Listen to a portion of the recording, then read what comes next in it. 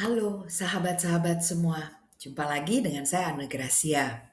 Kali ini saya masih di Surabaya, di Home Family Center. Vigor dan Home Family Center ingin mengajak teman-teman semua, Bapak, Ibu, rekan-rekan, untuk kali ini mengenal topik bagaimana sih kita mau mengisi kegiatan keluarga. Bisa dipakai waktu liburan, bisa dipakai untuk quality time, bisa juga dipakai pada waktu semuanya sebetulnya sedang merasa letih, tapi letihnya tuh bukan letih fisik, lebih letih mental ya. Jadi butuh ketawa, butuh seneng. Mari gunakan aktivitas neurokinestetik yang bisa membantu mengembangkan fungsi otak bagi anak, mempertahankan anti-aging gitu ya untuk masyarakat dewasa. Dalam neurokinestetik, kita punya dua kuncian utama. Kuncian yang pertama adalah safe, aman pada ruang gerak. Ini menjadi penting karena jika otak kita tidak mendapatkan sinyal atau alert bahwa kondisi Anda itu sedang tidak aman, keseimbangannya terganggu, posisinya itu banyak terkejutnya terhadap ruangan geraknya, itu tidak safe. Dan otak akan sibuk untuk memberikan respon dan memberikan sinyal lagi ke tubuh supaya tubuh itu jadinya serba spontan ya. Dia masuk, kalau kita sehari-hari ngomongnya bisa refleks ya. Kita segera mesti bersikap untuk menjaga supaya kita tetap safe. Dan safe ini juga melibatkan emosi karena ada kadang-kadang rasa tidak aman itu pada emosi yang membuat kita kalau orang bule tuh ngomongnya gini, watch your back, jagain belakangmu. Jadi dikit-dikit oleh, dikit-dikit kagetan ya. Nah, jadi safe itu menjadi penting untuk kita. Yang kedua, comfort. Comfort tuh nyaman ya. Rasa nyaman pada tubuh luar dan dalam, pada badan ini dan juga pada bagian dalam tubuh kita. Nyaman itu juga merupakan kerjasama dari tubuh dan otak yang saling berkomunikasi. Karena rasa tidak nyaman itu sebetulnya masuk dalam kategori nyeri atau disebut sebagai pain dari skala yang paling ringan, nggak enak. Nah, kita ngomongnya gitu ya. Pegel, ngilu, jarem, kram, terus sampai akhirnya sakit kita sebut itu ya.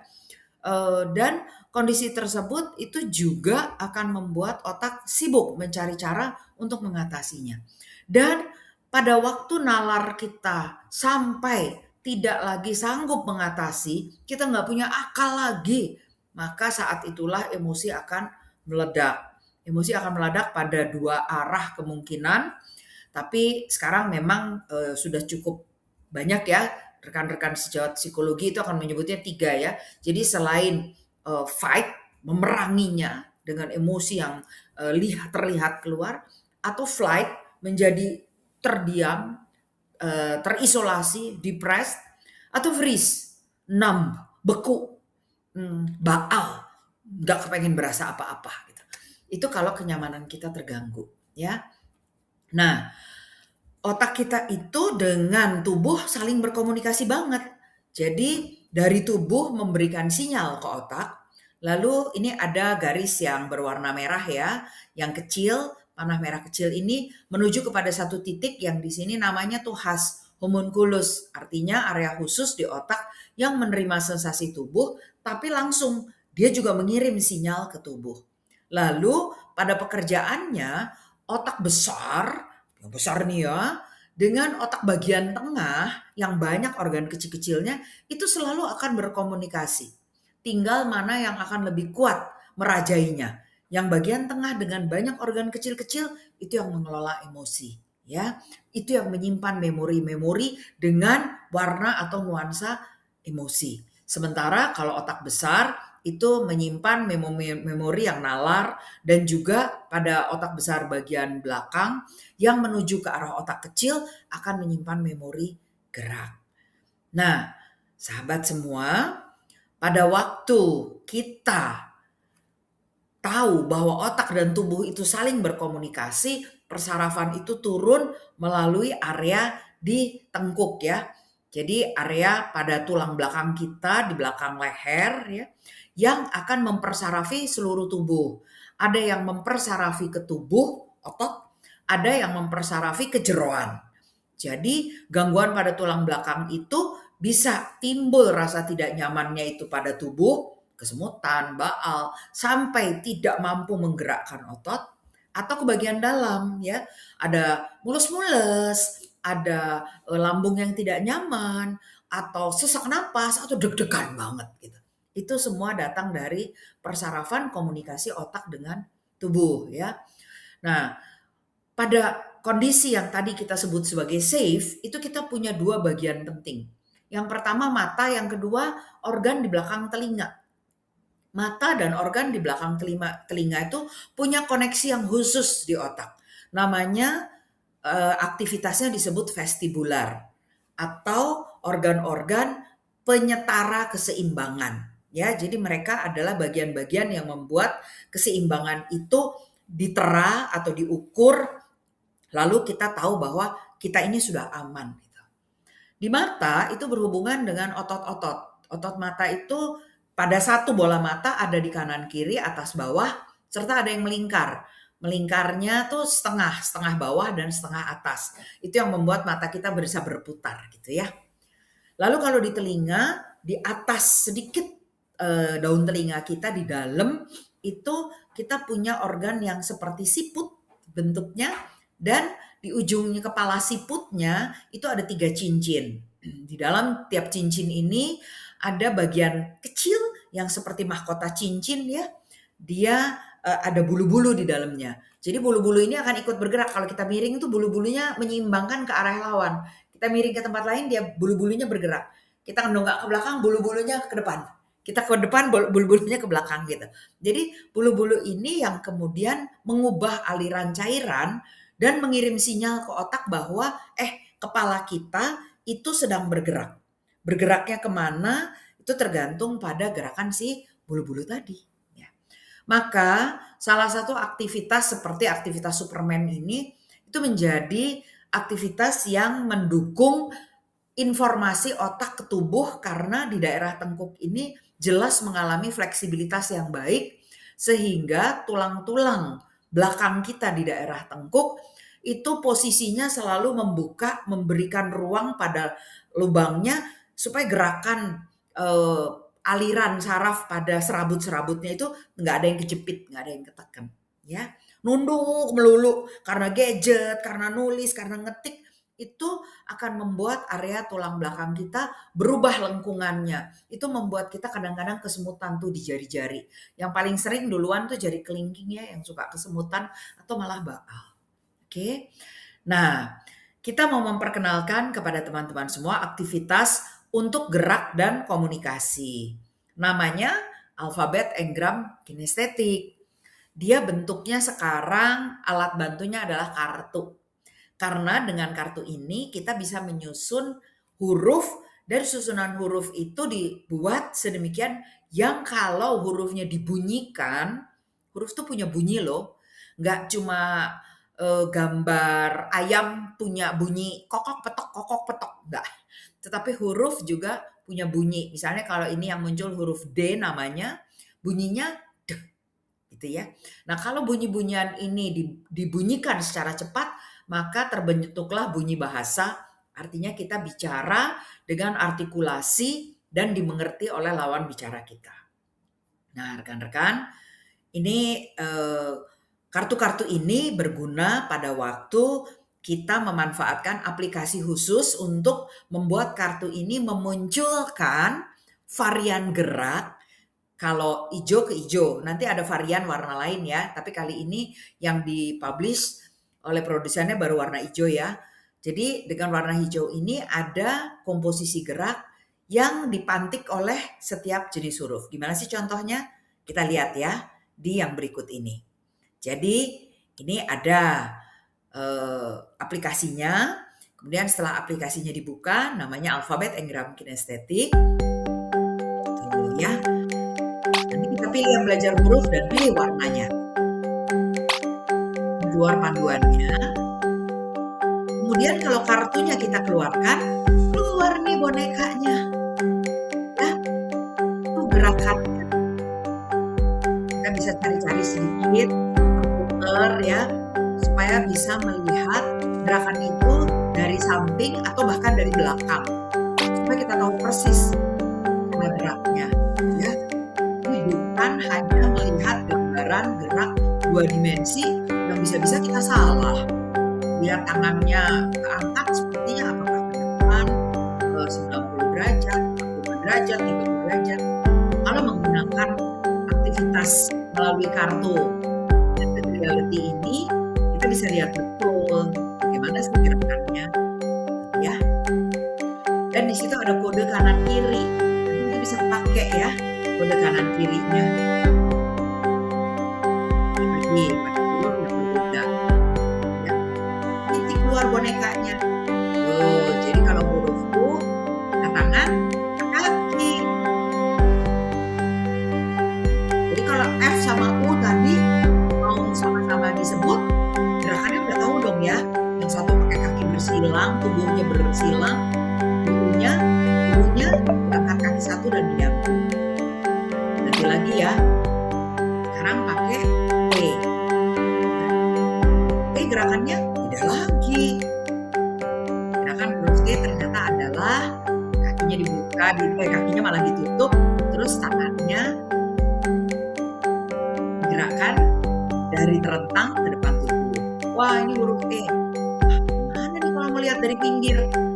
Bisa. Ternyata lihat huruf E dari pinggir, tuh kelihatan jelas. Kepalanya juga mendongak, telapak tangannya lurus. Nah, ini ada huruf A. Tuh, lihat ya, huruf A dari samping. Tuh, kalau lihat dari depan begitu bentuknya. Nah, rekan-rekan kita bisa ganti. Ini kan lagi kanan, ya. Nah, kita klik kirinya, dia berubah kiri yang diangkat. Oke? Jadi kalau mau bilang tadi GAFTA, G-A-F-T-A, gitu ya. Bisa kan? GEFTU, G-E-F-T-U. Bisa kan?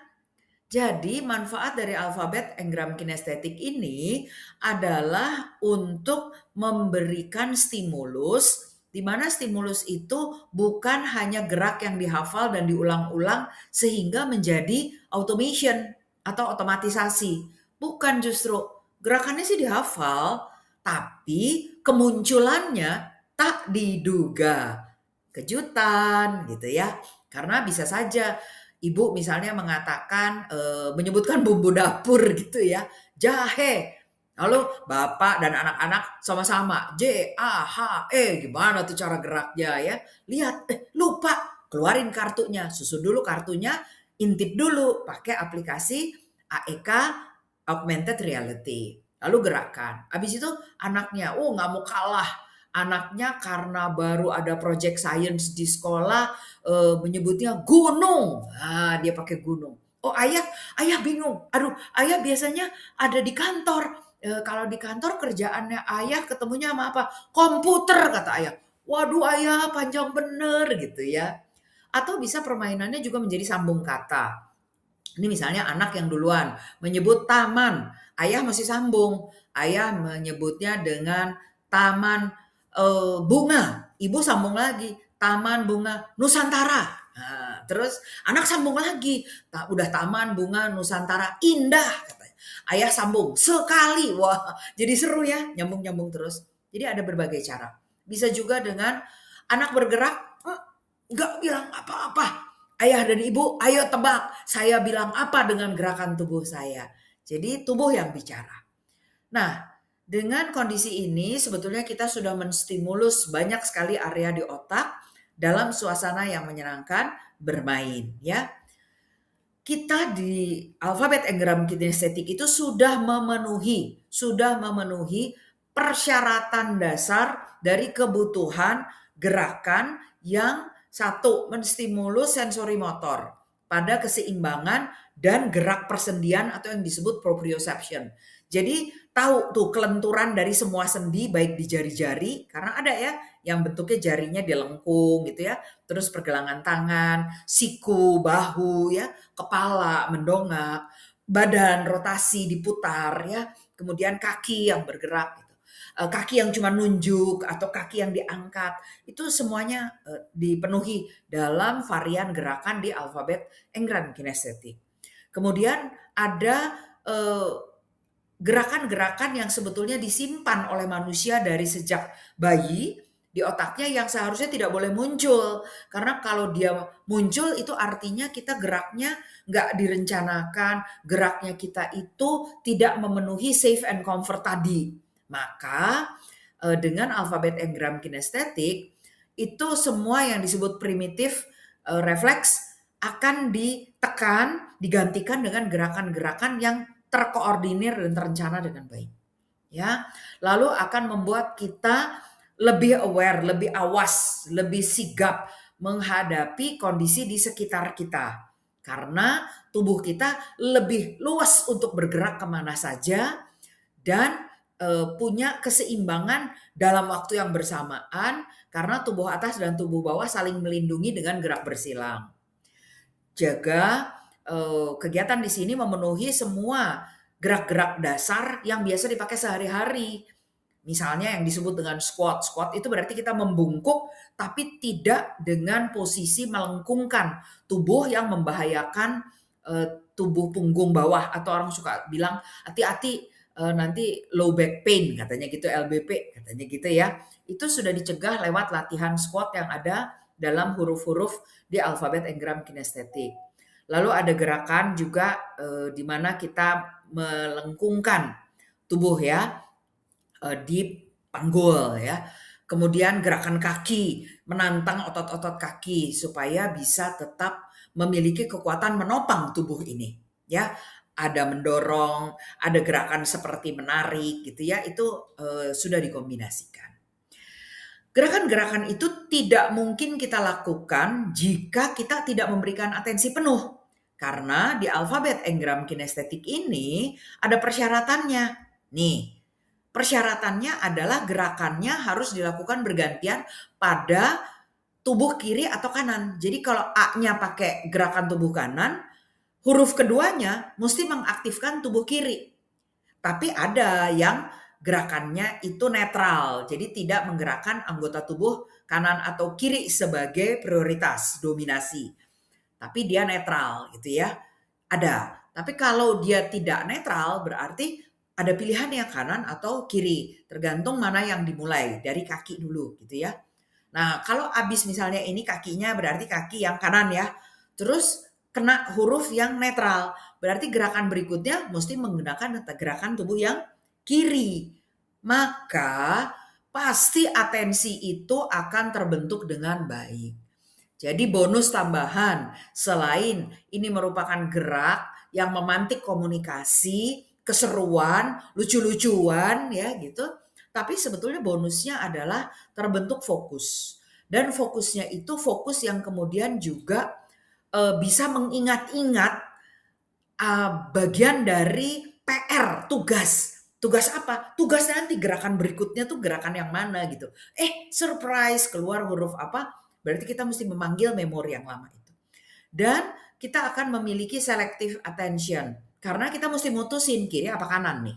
Mesti menseleksi kan. Dengan demikian, kecerdasan akan terbangun. Problem-problem yang sekarang terjadi, apalagi nanti kalau kita weekendan, liburan panjang gitu ya. Anak tuh sulit mengembangkan fokus, sulit komunikasi, maka teknologi yang biasanya menjadi momok atau bahaya, sekarang tuh bisa menjadi alat bantu. Kita bisa memberikan catatan-catatan kecil bagaimana kita sebagai orang dewasa atau anak-anak dalam aktivitas gerak itu. Lalu kalau kita ketemu berulang-ulang dia nggak bisa seimbang atau ketemu berulang-ulang tiap kali angkat kakinya kelihatannya dia nggak suka, nggak enak. Jadi bilangnya gak usah diangkat ya kakinya, miring aja gitu misalnya gitu ya. Catatan itu bisa dibawa pada tim yang memang mengerti tentang perkembangan gerak. Oke, jadi bisa ke guru penjas orkes atau silakan hubungi di Home Family Center. Oke, nanti di sana Anda akan dibantu bagaimana menanggulangi anggota tubuh yang ternyata memberikan catatan tidak nyaman gitu. Diharapkan dengan alfabet engram kinestetik ini kita bisa melakukan pengecekan lah ya sambil melatih atensi. Karena di sini postur kita itu akan terbentuk tahap demi tahap, sedikit demi sedikit. Memori kita juga akan terbantu untuk lebih mudah selalu mengingat memori bukan hanya yang baru datang, tapi juga memori yang sudah kita simpan di waktu-waktu yang lampau. Lalu tentu saja atensi tadi bisa dikembangkan. Gitu ya. Ada beberapa kata bisa kita pilih dan kata-kata tersebut bisa membantu kita untuk melakukan aktivitas bersama dan diharapkan alfabet engram kinestetik ini akan memberikan manfaat, gerak, dan komunikasi. Selamat mencoba, kita diskusi setelah ini.